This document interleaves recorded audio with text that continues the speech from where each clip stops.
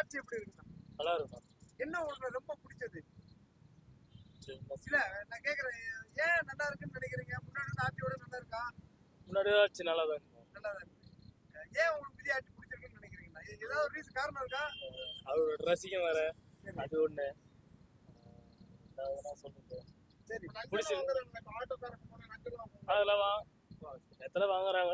சரி. ஆமா, அது நடக்கத்தான் செய்யுது. அது ஏன் மாற்றம் அப்புறம் ஏன் பிடிச்சிருக்குண்ணா?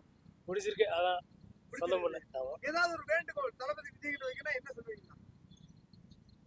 மீட்டர் கரெக்டாக கொஞ்சம் போட கரெக்டாக இருக்கும். உங்க வீட்டு ஆட்டோ ஆமா, மீட்டர் ரேபிடோ இல்லை கேன்சல் பண்ணிட்டு ஓட்டினா கொஞ்சம் நல்லா இருக்கும். கேன்சல் பண்ணிட்டா கொஞ்சம் நல்லா இருக்கும். அதுதான் கொஞ்சம் ஏற்றி கொடுத்தா நல்லா இருக்கும். இந்த ரேபிடோ எல்லாம் கேன்சல் பண்ணிட்டு அந்த ஆட்டோக்காரங்க ரொம்ப அதிகமா காசு கேக்குறாங்க. அப்ப இல்லை, சில பேர் கேட்குறவங்க கேட்க தான் செய்கிறாங்க. நாங்களாம் ₹1 கூட கேட்க மாட்டோம் ரேபிடோவில். ரேபிடோ ஓட்டுறோம். சரி, இது வரைக்கும் ₹1 கூட கேட்க மாட்டேன். சரி. இல்ல ரேபிடோ ஓட்டுறவங்க இல்ல, இந்த ரேபிடோ ஊபர்லாம் கேட்குறவங்க கேட்குறாங்கண்ணா. இல்ல தடை பண்ணிட்டா இப்ப நீங்க ரொம்ப அதிகமா வந்து காசு வாங்குறதுனால தான் ரேபிடோ காரங்க நல்லா பிடிக்கிறாங்க. அப்படிலாம் இல்லைண்ணா, நியாயமாக கேட்குறாங்க. நாங்கள் கூட இப்போ சவாரி கட்டினா ஒருத்தவங்க கை போட்டாங்கன்னா எவ்வளோமா அப்படின்னு கேட்குறாப்புல.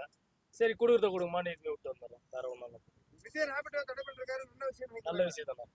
நன்றி. தேங்க்ஸ்ண்ணா.